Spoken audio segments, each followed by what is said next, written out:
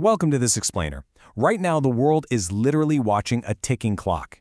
A highly restricted 72-hour diplomatic ultimatum has locked Washington and Tehran into this incredibly high-stakes standoff, and we are seeing the tremors from this felt across the entire globe.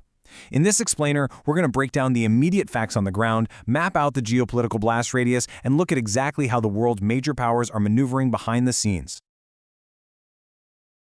Okay, let's dive right into this. We'll be looking at this through four distinct lenses. 1. The 72-hour ultimatum. 2. Tensions in the region. 3. The Strait of Hormuz. And 4. The global chessboard.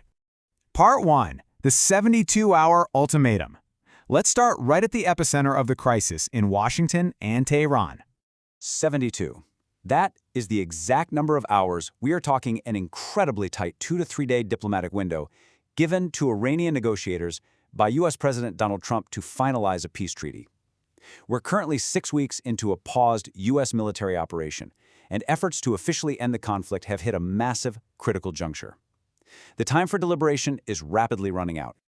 Now, to really grasp the immense pressure on these negotiations, listen to the stark assessment presented here by President Trump speaking at the U.S. Coast Guard Academy. He laid it out clearly, saying, "Everything's gone. Their Navy's gone, their Air Force is gone. The only question is, do we go and finish it up? Are they going to be signing a document?" The U.S. position is that Iran's military capabilities are completely depleted, so the stated choice here is binary. Either a document is signed or the U.S. military resumes its strikes. Trump also told reporters that he's in no hurry and is giving diplomacy this one shot, which just underscores the absolute gravity of the U.S. stance. On the flip side, though, Iran is drawing an equally hard line in the sand. In a direct response, Iran's foreign minister, Abbas Araghchi, issued this very sharp warning. A return to war will feature many more surprises. Plus, Iran's chief negotiator has stated the U.S. is seeking to start a new war, and Iran's Revolutionary Guards warned that any renewed conflict would expand way beyond the Middle East. It's a textbook example of intense geopolitical posturing. Both sides are absolutely refusing to blink as this clock ticks down. Moving to Part 2, Tensions in the Region. Obviously, this isn't happening in a vacuum. The destabilization in neighboring countries is rapid and, frankly, alarming. Let's just walk through what's happening all at once. In Israel, the military is currently on highest alert status, while the country is taking big steps towards snap elections. Up north, Israeli strikes in southern Lebanon have killed at least 19 people. Over in Jordan, they're shooting down unidentified drones. Meanwhile, the UAE is demanding that Iraq secure its territory after an attack happened near a nuclear plant. It is a highly volatile, tangled web of proxy tensions and direct conflicts breaking out simultaneously. And a really crucial takeaway here is that this instability doesn't just cost lives and political capital. It comes with a massive financial anchor. Take a look at this number, $67 million. That is the first quarter net loss just posted by Israel's national airline El Al. Because of the war on Iran, commercial flights have been totally disrupted and Israeli airspace has been largely closed. In fact, when you factor in the totality of their war-related losses, that number jumps to an astonishing $145 million. It's a perfect example of the severe, tangible economic toll these regional airspace closures are having right now. Which brings us to Part 3, the Strait of Hormuz. Just as a quick refresher on the stakes, the Strait of Hormuz is essentially the narrow valve controlling a massive percentage of the world's oil and liquefied natural gas.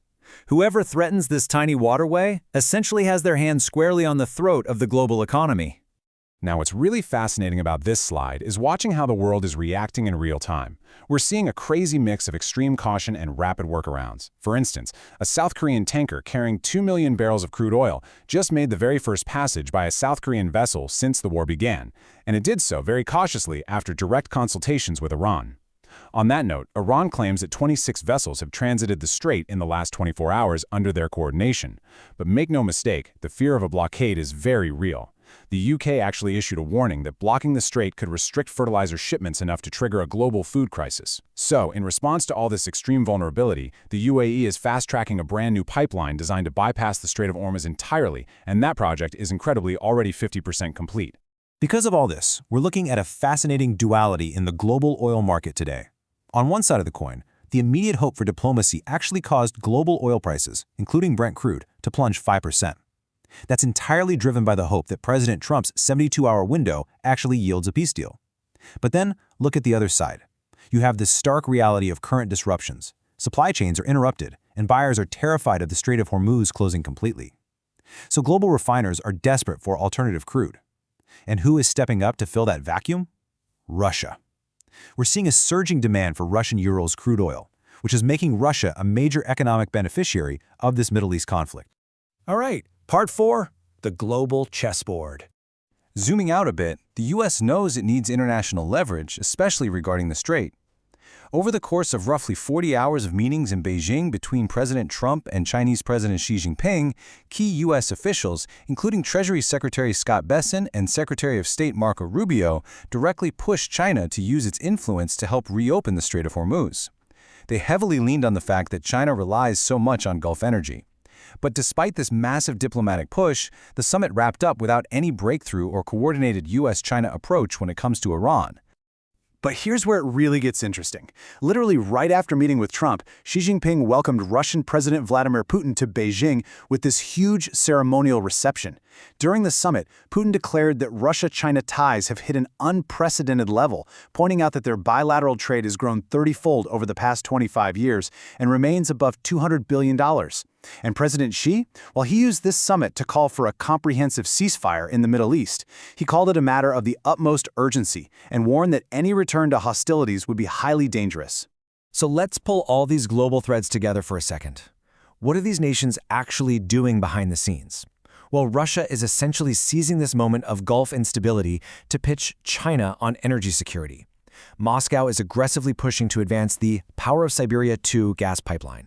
They're hoping the chaos in the Middle East convinces China to lock in long-term Russian energy to replace what Russia lost in Europe. China, for its part, remains super cautious. They absolutely condemn the war and the disruption to the Strait, sure, but they are completely avoiding direct military intervention, preferring to play the role of the stable partner. And quietly in the background, regional players are frantically trying to keep a lid on things, with Pakistan's interior minister actively mediating talks in Tehran right now to prevent the whole conflict from reigniting. Which brings us right back to square one, the ultimatum. From shattered supply chains in the Strait of Hormuz to shifting geopolitical alliances in Beijing and Moscow, the stakes here are quite literally global. A failure to sign a document doesn't just mean bombs falling in one isolated region. We're talking potential global food crises, skyrocketing energy costs, and a massive realignment of superpower influence. The 72-hour window is closing, fast. Will a peace deal be struck in time, or is the world about to wake up to a devastating new chapter of conflict? Thank you for joining me for this explainer. Keep your eyes on the clock.